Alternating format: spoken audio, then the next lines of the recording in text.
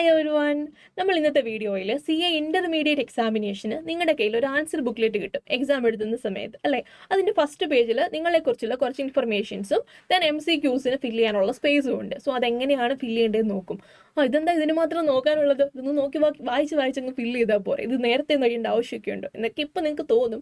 പക്ഷേ എക്സാം ഹാളിൽ ഇരിക്കുമ്പോൾ നമുക്കുള്ള ചെറിയ ടെൻഷൻ്റെ പോലും ആവശ്യമില്ല. അതായത് ഈ ഒരു പേപ്പർ കാണുമ്പോൾ തന്നെ നിങ്ങൾ നോക്കിയേ, ഇതിനകത്ത് സർക്കിൾ ചെയ്യാനുള്ള കുറേ സ്ഥലങ്ങളുണ്ട്, എഴുതാനുള്ള കുറേ സ്ഥലങ്ങളുണ്ട്. ഇത് പെൻ കൊണ്ട് ചെയ്യണോ പെൻസിൽ കൊണ്ട് ചെയ്യണോ, നമ്പർ 1 കൺഫ്യൂഷൻ. ദെൻ അവിടെ നോക്കിയാൽ റോൾ നമ്പറിനുള്ള സ്പേസ് ഉണ്ട്, ഇൻ വേർഡ്സിൽ എഴുതണം. അപ്പോൾ റോൾ നമ്പർ 1 2 3 4 5 6 ആണെങ്കിൽ അത് 1,23,556 അല്ലേ, അങ്ങനെ എഴുതണോ അതോ 1 2 3 എന്ന് എഴുതണോ? അടുത്ത കൺഫ്യൂഷൻ വന്നു അല്ലേ. അതുപോലെ തന്നെ ഇവിടെ നോക്കുമ്പോഴത്തേക്ക് എക്സാമിൻ്റെ പേരുണ്ട്, ഇന്റർന്ന് എഴുതണോ ഇന്റർമീഡിയറ്റ് എഴുതണോ CA ഇന്റർന്ന് എഴുതണോ അല്ലെ, group paper number of booklet used, അതെന്താണ് സംഭവം, ഇങ്ങനെ കുറച്ച് കുട്ടി ടെൻഷൻസ് ഉണ്ടാകും. എക്സാമിൻ്റെ ടൈമിൽ നമ്മൾ നമ്മുടെ ബ്രെയിന് യാതൊരു മൈന്യൂട്ട് സ്ട്രെയിൻ പോലും എക്സ്ട്രാ കൊടുക്കാൻ ഉദ്ദേശിക്കുന്നില്ല അല്ലെ. വളരെ കൂൾ ആൻഡ് റിലാക്സ്ഡ് ആയിട്ട് എഴുതണം. ഈ ഒരു പേപ്പർ നമുക്കതിന് മുന്നേ നല്ല ഫെമിലിയർ ആയിരിക്കണം. സോ മോക്ക് എക്സാം എഴുതുന്ന സമയത്ത് ഒബ്വിയസ്ലി നിങ്ങൾ ഈ ഫസ്റ്റ് പേജ് പ്രിൻ്റ് എടുത്ത് ഇതിൽ തന്നെ OMRൻ്റെ ആൻസേഴ്സും കൂടെ ഫില്ല് ചെയ്ത് MCQസിൻ്റെ ആൻസേഴ്സും കൂടെ ഫില്ല് ചെയ്ത് വേണം നിങ്ങൾ ശീലിക്കാൻ വേണ്ടി. സോ അതിൽ കൺഫ്യൂഷൻസ് ഒന്നും വേണ്ട. കുട്ടികൾ എത്ര പറഞ്ഞാലും പിന്നെയും അവർ ഇൻസ്ട്രക്ഷൻസ് ഒക്കെ വായിച്ചു കഴിയുമ്പോൾ പെന്ന് വേണോ പെൻസിൽ വേണോ എങ്ങനെ എഴുതണം എന്നുള്ള ഡൗട്ടുകൾ വരും. സോ നമുക്ക് ഒരു 5 മിനിറ്റിൽ ഈ പ്രശ്നങ്ങളെല്ലാം തീർത്തിട്ട് ഈ സംഭവം പ്രിന്റ് എടുക്കുന്നു. നമ്മൾ എഴുതാൻ പോകുന്ന എല്ലാ മോക്കിലും നമ്മൾ ഈ ഒരു പേപ്പർ ഫില്ല് ചെയ്തിട്ടായിരിക്കും പോവുക. എക്സാം ഹാളിൽ നമുക്ക് ഈ ഒരു സംഭവത്തിനെ കുറിച്ച് യാതൊരുവിധ ടെൻഷനും ഉണ്ടാവാൻ പാടില്ല. ഓക്കെ അല്ലേ, നമുക്ക് സ്റ്റാർട്ട് ചെയ്യാം. So first thing, roll number in words അല്ലെ. നിങ്ങളുടെ റോൾ നമ്പർ 1 2 3 4 ആണെങ്കിൽ ആദ്യം നമ്മൾ ഇവിടെ നിന്ന് എഴുതുവാണ്. നിങ്ങളുടെ റോൾ നമ്പറിൽ എഴുതാനുള്ള സ്പേസ് ആണ് ഈ കിടക്കുന്നത്. 1 2 3 4 5 6. ഇതെങ്ങനെ എഴുതണം എന്നിവിടെ വൃത്തിയായിട്ട് പറഞ്ഞിട്ടുണ്ട്. എന്ത് ചെയ്യണം? Use only blue or black ball point pen. So ball point pen മാത്രമേ യൂസ് ചെയ്യാൻ പാടുള്ളൂ. എന്തെഴുതാൻ? ഇതെഴുതാൻ. അപ്പോൾ ഈ താഴോട്ട് സർക്കിൾ ചെയ്യണ്ടേ, ഡാർക്കൻ ചെയ്യണ്ടേ, അതെങ്ങനെയാണ് ചെയ്യണ്ടേ? അതിവിടെ ഒന്നും പറഞ്ഞിട്ടില്ല. കൺഫ്യൂഷൻ തുടങ്ങിയ അല്ലേ.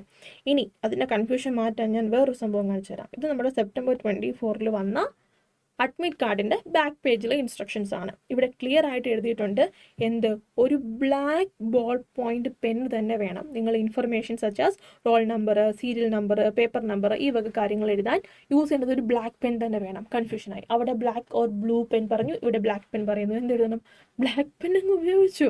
എന്താ കുഴപ്പം? അപ്പോൾ കൺഫ്യൂഷൻ ഇല്ലല്ലോ, 2 ക്രൈറ്റീരിയയും സാറ്റിസ്ഫൈ ചെയ്യുന്നുണ്ട്. So better we use A black ball point pen. ഇനി അതിൻ്റെ താഴെ എന്താ പറഞ്ഞിരിക്കുന്നത്? ഇനി ഡാർക്കൻ ചെയ്യാൻ വേണ്ടി, അപ്രോപ്രിയേറ്റ് സർക്കിൾസ് ഡാർക്കൻ ചെയ്യാൻ വേണ്ടി എന്ത് ചെയ്യുക? ഒരു ഗുഡ് ക്വാളിറ്റി HB പെൻസിൽ തന്നെ യൂസ് ചെയ്യുക. എന്താ ഈ HB പെൻസിൽ?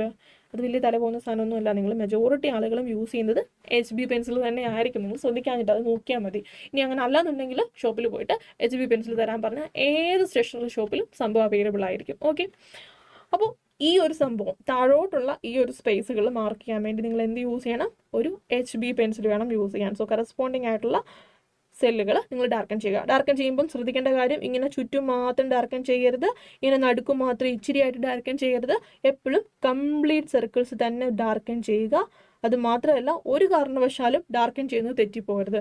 ഇനി 4 തെറ്റിപ്പോയി കഴിഞ്ഞാൽ നല്ല രീതിയിൽ ഇത് റൈസ് ചെയ്തിട്ട്, നല്ല ഫുള്ളായിട്ട് അത് റൈസ് ചെയ്ത് കളഞ്ഞതിന് ശേഷം മാത്രമേ എന്ത് ചെയ്യാവുള്ളൂ, ആ കറക്റ്റ് ആയിട്ടുള്ളൊരു സംഭവത്തിൽ തന്നെ നിങ്ങളത് മാർക്ക് ചെയ്യാവുള്ളൂ. സോ റൈസ് ചെയ്യുന്ന സമയത്ത് പകുതി അവിടെ മിച്ചിരിക്കുന്ന രീതിയിലൊന്നും റൈസ് ചെയ്യാൻ പാടില്ല. കംപ്ലീറ്റ് ആയിട്ട് തന്നെ റൈസ് ചെയ്ത് കളയുക. ബിക്കോസ് ഇതൊക്കെ മെഷീൻ റീഡിംഗ് ആണ് അല്ലേ.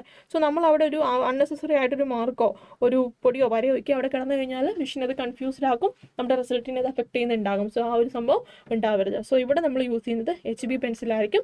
ഇത് നമ്മൾ ഫില്ല് ചെയ്യുന്നത് ബ്ലാക്ക് പെന്ന് കൊണ്ടായിരിക്കും. ഇനി ഇവിടെ വേർഡ്സിൽ എഴുതാനുള്ള സ്പേസ് ഉണ്ടല്ലേ. ഇതെങ്ങനെ എഴുതണം? ഇങ്ങനെ 1 2 3 ഇങ്ങനെ എഴുതണോ? 1,23,456 എന്ന് എഴുതണോ? നിങ്ങളുടെ ഇഷ്ടമാണ്, എങ്ങനെ എഴുതിയാലും അവിടെ കുഴപ്പമില്ല. നിങ്ങൾക്ക് എന്താണോ എളുപ്പം എന്ന് തോന്നുന്നത് ആ രീതിയിൽ എഴുതാം. ഇനി ഈ ഒരു സ്പേസ് എന്ന് പറയുന്നത് ഒരു ബാർ സ്റ്റിക്കർ ഒട്ടിക്കാൻ വേണ്ടിയുള്ളതാണ്. നിങ്ങളുടെ അറ്റൻഡൻസ് രജിസ്റ്ററിൽ ഇൻവിജിലേറ്റർ നിങ്ങളെ കൊണ്ട് സൈൻ ചെയ്യിപ്പിക്കും. അതിന് നേരെ ഒരു ബാർ കോഡ് ഉണ്ടാകും, അത് അവർ പറിച്ചുവിടെ ഒട്ടിച്ചോളും. ഇനി എങ്ങാനും ഒരു മിസ്സായി പോയാൽ അവരെ കൊണ്ടത് ഒട്ടിപ്പിക്കുക, അവരെ ഒന്ന് റിമൈൻഡ് ചെയ്യുക. അത്രയേ ഉള്ളൂ നിങ്ങളുടെ duty.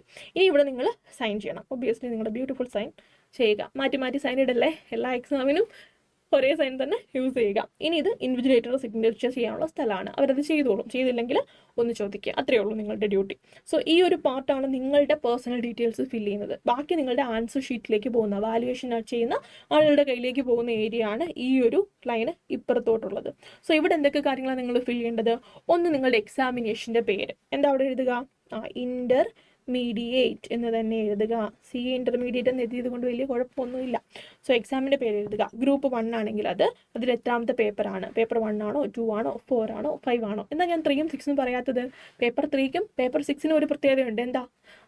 Section A, section B ഉണ്ട് അല്ലേ? ഡയറക്റ്റ് ടാക്സും ഉണ്ട്, GSTയും ഉണ്ട്. അപ്പോൾ അതിന് രണ്ടിനും നിങ്ങളുടെ കയ്യിൽ 2 ബുക്ക്ലെറ്റ് തരും. അത് ഇച്ചിരി വേറെ ടൈപ്പ് ഓഫ് ബുക്ക്ലെറ്റ് ആണ്, അതും കൂടെ ഞാൻ കാണിച്ചു തരാം ലാസ്റ്റ്. ഇതിപ്പം പേപ്പർ 1, 2നും 4, 5നുമുള്ള ബുക്ക്ലെറ്റിൻ്റെ ഫസ്റ്റ് പേജ് ഇങ്ങനെ ആയിരിക്കും വരുന്നുണ്ടാവുക. സോ അവിടെ പേപ്പർ 2 ആണോ 1 ആണോ എന്നുള്ള കാര്യം അവിടെ എഴുതുക. പേപ്പർ 3 അല്ല, പേപ്പർ 2 ഇത്ര എഴുതുന്നു. ഇനി സബ്ജക്റ്റ് എന്തായിരിക്കും? നമ്മുടെ കോർപ്പറേറ്റ് ആൻഡ് അതർ ലോസ് ആണ് അല്ലേ? സോ ഫുൾ നെയിം തന്നെ ആ സബ്ജക്റ്റിൻ്റെ പേര് നിങ്ങളവിടെ എഴുതി വെക്കുന്നു. ദെൻ നിങ്ങളുടെ കയ്യിൽ ഇപ്പോൾ ഇരിക്കുന്നതാണ് മെയിൻ ബുക്ക്ലെറ്റ്. ഇത് കൂടാതെ നിങ്ങൾ എക്സ്ട്രാ ബുക്ക്ലെറ്റ്സുകൾ അല്ലെങ്കിൽ 2-3 പേപ്പർ എക്സ്ട്രാ വാങ്ങിച്ചിട്ടുണ്ടെങ്കിൽ അത് എത്ര തവണ വാങ്ങിച്ചിട്ടുണ്ട് എന്നുള്ള കൗണ്ടും കൂടെ ഇവിടെ ഒന്ന് എഴുതി വെക്കണം. ഇനി ഇതൊക്കെ ICയുടെ പർപ്പസാണ്, അതോടെ ക്ലിയർ ആയിട്ട് എഴുതിയിട്ടുണ്ട്. പിന്നെ നിങ്ങൾ ഫില്ല് ചെയ്യേണ്ടതാണ് പേപ്പർ കോഡ്. ഓരോ പേപ്പറിനും കോഡ് ഉണ്ടായിരിക്കും. ഫോർ എക്സാമ്പിൾ FAC എന്നാണ് കോഡ് എന്നുണ്ടെങ്കിൽ അത് പെന്നുകൊണ്ട് എഴുതുക. ഇനി ആ കോഡിന് കറസ്പോണ്ടിങ് ആയിട്ട് ഡാർക്കൻ ചെയ്യേണ്ടത് എന്തുകൊണ്ട് ചെയ്യും? അത് നിങ്ങൾ പെൻസിൽ വെച്ചിട്ട് വേണം ചെയ്യാൻ വേണ്ടി. ഓക്കെ. ഇനി MCQ booklet serial number. MCQ ബുക്ക്ലെറ്റിന് ഒരു സീരിയൽ നമ്പർ വരുന്നുണ്ടാകും. ആ സീരിയൽ നമ്പർ ക്ലിയർ ആയിട്ട് നിങ്ങളിവിടെ എഴുതുക. 0, 1, 2, 3, 4, 5 ആണെങ്കിൽ ഇതുപോലെ ഡിജിറ്റൽ പ്രിന്റ് വരുന്ന രീതിയിലാണത്. ആ ഒരു ഡോട്ടഡ് ലൈൻസിൽ കൂടെ തന്നെ എഴുതാൻ ശ്രദ്ധിക്കുക. അതിന് കറസ്പോണ്ടിങ് ആയിട്ടുള്ള സ്പേസ് നിങ്ങൾ കറക്റ്റായിട്ട് ഫില്ല് ചെയ്യുക. ഞാൻ ഇനി ഫില്ല് ചെയ്ത് കാണിക്കണല്ലോ, നിങ്ങൾക്കറിയായിരിക്കും. അതുപോലെ പേപ്പർ നമ്പർ ഏതാ? പേപ്പർ നമ്പർ 1 ആണെന്നുണ്ടെങ്കിൽ 1ന് കറസ്പോണ്ടിങ് ആയിട്ട് ഫില്ല് ചെയ്യുക. നമ്മളിവിടെ പേപ്പർ എഴുതിയതാ 2 ആണ്. സോ നമുക്കിവിടെയും 2 തന്നെ ഫില്ല് ചെയ്ത് പോകാം, അതായിരിക്കും നല്ലത്. സോ പേപ്പർ നമ്പർ അവിടെ എഴുതുകയും വേണം, പെൻസിൽ കൊണ്ട് ഇത് ഡാർക്കൻ ചെയ്യുകയും വേണം. ഇനി ലെവൽ ഓഫ് എക്സാമിനേഷൻ, അത് ഇൻ്റർമീഡിയറ്റ് ആണെന്നുണ്ടെങ്കിൽ ഇൻ്റർമീഡിയറ്റ് മാർക്ക് ചെയ്യുന്ന കൂടെ ഇവിടെ ഇൻ്റർമീഡിയറ്റ് എന്നും കൂടെ എഴുതി വെക്കാൻ മറക്കല്ലേ, അതും കൂടെ എഴുതി വെക്കണം. ഇനി ഡാർക്കൻ ചെയ്യാനുള്ളത് MCQ എക്സാംസ് എങ്ങനെയായിരിക്കും നിങ്ങൾ ഡാർക്കൻ ചെയ്യുക? ഒബ്വിയസ്ലി ഇതിങ്ങനെ പോലെ ടിക്കോ ഇതുപോലെ ക്രോസ് മാർക്കോ ഒന്നുമല്ല. എന്താ, ഫുള്ളായിട്ട് നിങ്ങൾ സർക്കിളിൽ തന്നെ ഡാർക്കൻ ചെയ്ത് തന്നെ പോകണം. ശ്രദ്ധിച്ചോണം, അങ്ങോട്ടും ഇങ്ങോട്ടും മാറിപ്പോയാൽ മാർക്ക് പോകും. നെഗറ്റീവ് മാർക്ക് ഇൻ്റർമീഡിയറ്റ് ലെവലിലില്ല. സോ പേടിക്കേണ്ട, എല്ലാം തന്നെ അറ്റൻഡ് ചെയ്യാൻ ശ്രമിക്കുക. ഇത് HB പെൻസിൽ യൂസ് ചെയ്തായിരിക്കണം നിങ്ങൾ ചെയ്യുന്നുണ്ടാവുന്നത്. ഇത്രയേ ഉള്ളൂ, ഇത്രയും സിമ്പിൾ മാറ്ററേ ഉള്ളൂ. പക്ഷെ ഒരു കുട്ടി കൺഫ്യൂഷൻസ് പോലും നമ്മുടെ ബ്രെയിൻ ആ ഒരു സമയത്ത് കൊടുക്കേണ്ട ആവശ്യമില്ല. ഇതൊന്ന് ചെയ്ത് ശീലിച്ച് നിങ്ങൾക്കൊരു 14 days ബിഫോർ നിങ്ങളുടെ ഹാൾ ടിക്കറ്റ് വരുള്ളൂ. അതിൽ നിങ്ങളുടെ റോൾ നമ്പർ ഉണ്ടാകും. അതേ റോൾ നമ്പർ തന്നെ എഴുതി ഒന്ന് പ്രാക്ടീസ് ചെയ്ത് പോകുന്നത് നല്ലതായിരിക്കും അല്ലേ? ഇനി ഞാൻ കാണിക്കാമെന്ന് പറഞ്ഞ സംഭവം കൂടെ, അതായത് സെക്ഷൻ ഇത് B ആണ്. സെക്ഷൻ Aയും Bയും ഉള്ള പേപ്പർ ആണെങ്കിൽ എന്തായിരിക്കും അതിൻ്റെ ഫസ്റ്റ് പേജിന് വ്യത്യാസം? അതായത് ഫോർ എക്സാമ്പിൾ പേപ്പർ 3 ആണെന്ന് വിചാരിച്ചു. അപ്പോൾ എന്താ, സെക്ഷൻ A ഉണ്ട് direct tax, income tax. Section B ഉണ്ട് GST അല്ലേ? സോ സെക്ഷൻ A ഇവിടെ ഓൾറെഡി തന്നിട്ടുണ്ട്. സോ ഈ പേപ്പറിലായിരിക്കും നിങ്ങൾ എന്ത് എഴുതുന്നുണ്ടാവുക? നിങ്ങളുടെ ഇൻകം ടാക്സിന് ആൻസർ എഴുതുന്നുണ്ടാവുക. ഇതുപോലെ തന്നെ സെക്ഷൻ B പ്രിന്റ് ചെയ്ത് വന്നിട്ടുള്ള ഒരു ആൻസർ ഷീറ്റും നിങ്ങളുടെ കയ്യിലുണ്ടായിരിക്കും. So paper 3 section B.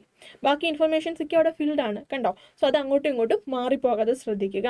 അതിനകത്ത് ഫിൽ ചെയ്യേണ്ട ഇൻഫർമേഷൻസ് നമ്മൾ ഈ പറഞ്ഞ ഇൻഫർമേഷൻസ് ഒക്കെ തന്നെയാണ്, വലിയ വ്യത്യാസങ്ങളൊന്നുമില്ല. ഈ സൈഡ് എല്ലാം സെയിം ആണ്. അവിടെ നിങ്ങൾ നോക്കേണ്ട ഒരു കാര്യം എന്ന് പറയുന്നത് കണ്ടോ, ലെവൽ ഓഫ് എക്സാമിനേഷൻ ഒരു ഓപ്ഷനേ ഉള്ളൂ. അപ്പോൾ അത് മാത്രം ഫില്ല് ചെയ്യുക. ഇവിടെ ഇൻ്റർമീഡിയറ്റിന് എഴുതുക. പേപ്പർ 3യും 6ഉം മാത്രമേ ഇവിടെ ഓപ്ഷൻ ഉള്ളൂ. സോ പേപ്പർ 3 ആണെങ്കിൽ ഇത് ഡാർക്കൻ ചെയ്യുക, 3 എഴുതുക. പേപ്പർ 6 ആണെങ്കിൽ നിർച്ചു. ഇത് ഇത്രയൊക്കെ ഞാൻ പറഞ്ഞു തരേണ്ട ആവശ്യമില്ല, നിങ്ങൾക്ക് അത് മനസ്സിലായിക്കോളും. ഇനി ഇവിടെ നിങ്ങൾ ശ്രദ്ധിക്കേണ്ട ഒരു കാര്യം, അല്ലെങ്കിൽ നിങ്ങൾക്ക് അറിയത്തില്ലാത്തൊരു കാര്യം എന്ന് പറഞ്ഞു നോക്കിയേ, 30 MCQസും ഇവിടെ തന്നെയാണ് നിങ്ങൾ ആൻസർ ചെയ്യേണ്ടത്. ഡയറക്റ്റ് ടാക്സിൻ്റെയും ഇൻഡയറക്റ്റ് ടാക്സിൻ്റെയും MCQസ് ഫുള്ള് ഈ ഒരു A സെക്ഷനിലെ ആൻസർ ഷീറ്റിൽ തന്നെയായിരിക്കും നിങ്ങൾ ആൻസർ ചെയ്യുന്നത്. സോ അത് ശ്രദ്ധിച്ചോളുക. അപ്പം ഇവിടെ വേണം നിങ്ങൾ ഫുൾ ആൻസർ ചെയ്യാൻ വേണ്ടി. ഈവൻ ദോ നിങ്ങൾ GSTയുടെ ഡീറ്റെയിൽ ആയിട്ടുള്ള ഡിസ്ക്രിപ്റ്റീവ് ആൻസർ എഴുതുന്നത് ഈ പറയുന്ന രണ്ടാമത്തെ ടൈപ്പ് ബുക്ക്ലെറ്റിലായിരിക്കും, അതായത് സെക്ഷൻ Bയുടെ ബുക്ക്ലെറ്റിലായിരിക്കും. പക്ഷേ അതിൻ്റെ MCQ നിങ്ങൾ എഴുതുന്നത് എവിടെയാണ്? സെക്ഷൻ Aയിൽ തന്നെ ആയിരിക്കും. So keep that in mind. ഇനി ഇവിടെ നിങ്ങൾ നോക്കുമ്പോഴത്തേക്ക് മറ്റേതുപോലെ തന്നെ ഈ ഇൻഫർമേഷൻസ് എല്ലാം നിങ്ങൾ ഫില്ല് ചെയ്യണം. ബി എന്നുള്ളത് ഓൾറെഡി ഇവിടെ തന്നിട്ടുണ്ട്. സബ്ജക്റ്റിൻ്റെ പേര് GST, അതും കൂടെ നിങ്ങൾ എഴുതുക. 3 ആണെന്നുണ്ടെങ്കിൽ, പേപ്പർ 6 ആണെങ്കിൽ സ്ട്രാറ്റജിക് മാനേജ്മെൻറ്റ് അല്ലെങ്കിൽ ഫിനാൻഷ്യൽ മാനേജ്മെൻറ്റ്, ആ ഒരു സംഭവം അവിടെ ക്ലിയർ ആയിട്ട് എഴുതുന്നുണ്ടായിരിക്കണം. ഇനി ഇവിടെ ഒരു സ്പേസ് ഉണ്ട്. നിങ്ങൾ ഏതൊക്കെ ക്വസ്റ്റ്യൻസ് ആണ് അറ്റൻഡ് ചെയ്തത്, ഒരു ക്വസ്റ്റ്യൻ സ്കിപ്പ് ചെയ്തിട്ടൊക്കെ ആയിരിക്കുമല്ലോ ആൻസർ ചെയ്യുക അല്ലേ, വിടാവുന്നൊരു ക്വസ്റ്റ്യൻ ഉണ്ട്. അപ്പോൾ ആ ഒരു ക്വസ്റ്റ്യൻ ഏതാണെന്നുള്ളത് ടിക്ക് മാത്രമേ ഇവിടെ ഇട്ട് പോവുക. ഏതൊക്കെ ക്വസ്റ്റ്യൻ ആണ് നിങ്ങൾ അറ്റൻഡ് ചെയ്തതെന്ന്, അതിൻ്റെ എയും ബിയും സിയും ഡിയും ഒക്കെ നിങ്ങൾ അറ്റൻഡ് ചെയ്തോ, അതിൽ ടിക്ക് ഇടാനുള്ള സ്പേസ് ആണോ ഇത്? അല്ല. ഇവിടെ നോക്കി, ഇവിടെ എന്താ എഴുതിയിരിക്കുന്നത്? Marks awarded to be filled by examiner. So നിങ്ങൾക്ക് ഓരോന്നിനും എക്കും ബിക്കും സിക്കും എത്ര മാർക്ക് കിട്ടിയെന്ന് എക്സാമിനറിന് ഇടാനുള്ള സ്പേസ് ആയത്. സോ ഇവിടെ നിങ്ങൾ തുടരില്ല, നിങ്ങളിവിടെ ഒന്നും എഴുതേണ്ട ആവശ്യമില്ല. ഈ ടിക്ക് ഇടാനുള്ള ഉത്തരവാദിത്തം മാത്രമേ നിങ്ങൾക്കുള്ളൂ. സോ ടിക്ക് മാത്രം ഇടുക. ഈ ഒരു സ്പേസിലേക്ക് ഒന്നും എഴുതാൻ നിൽക്കില്ല. കുട്ടികൾ അറിയാതെ ഇവിടെ എഴുതാറുണ്ട്, അവിടെ എഴുതാൻ പാടില്ല. സോ ഇത്രയും കാര്യങ്ങളെ നിങ്ങൾക്ക് നോക്കാനുള്ളൂ. അതുപോലെ നമ്മളിപ്പോൾ പറഞ്ഞത് ഏതാ, ബ്ലാക്ക് പെന്നിൻ്റെ കാര്യമൊക്കെ നമ്മളുടെ ഹോൾ ടിക്കറ്റിൻ്റെ ബാക്കിലുള്ള ഇൻസ്ട്രക്ഷനിൽ നിന്നാണ് നമുക്ക് കിട്ടിയത്. സോ നിങ്ങളുടെ ഹോൾ ടിക്കറ്റ് Jan 25 എക്സാമിൻ്റെ വരുന്നുണ്ടായിരിക്കും. ആ ഒരു സമയത്ത് അതിൻ്റെ ബാക്ക് ക്വസ്റ്റ്യൻ നോക്കുക, ഹോൾ ടിക്കറ്റിലെ ഇൻസ്ട്രക്ഷൻസ് നേരത്തെ തന്നെ വായിച്ച് വെച്ചിട്ട് വേണം എക്സാം ഹാളിലേക്ക് പോകാൻ വേണ്ടി. എന്തെങ്കിലും ചേഞ്ച് ഉണ്ടെങ്കിൽ അപ്പോഴല്ലേ നമ്മൾ അറിയുന്നുണ്ടാവുക. സോ അധികം സമയം കളയുന്നില്ല. This is it. പ്രിൻ്റ് എടുക്കാനും എക്സാം എഴുതാനും മറക്കണ്ട. പേപ്പർ 3യും പേപ്പർ 6ൻ്റെയും മോക്ക് എഴുതുമ്പോൾ ഇത് തന്നെ പ്രിൻ്റ് എടുത്തിട്ട് മോക്ക് എക്സാം എഴുതി നോക്കുക. ഒരു 3 മോക്കെങ്കിലും എഴുതാതെ എക്സാം എഴുതാൻ പോവല്ല. നമുക്ക് ആ ഒരു നിങ്ങൾ എഴുതുന്ന ഇൻ്ററിൻ്റെ എക്സാം ശരിക്കും അത് നിങ്ങളുടെ 4ാമത്തെ എക്സാം ആയിരിക്കണം. 3 മോക്ക് നിങ്ങൾ പേഴ്സണലി ടൈം ബൗണ്ടായിട്ട് ആൻസർ ബുക്കിലിട്ടും എല്ലാം വെച്ച് ക്ലിയർ ആയിട്ട് എഴുതിയിട്ടുണ്ടാവണം. Okay, all the best for your exams.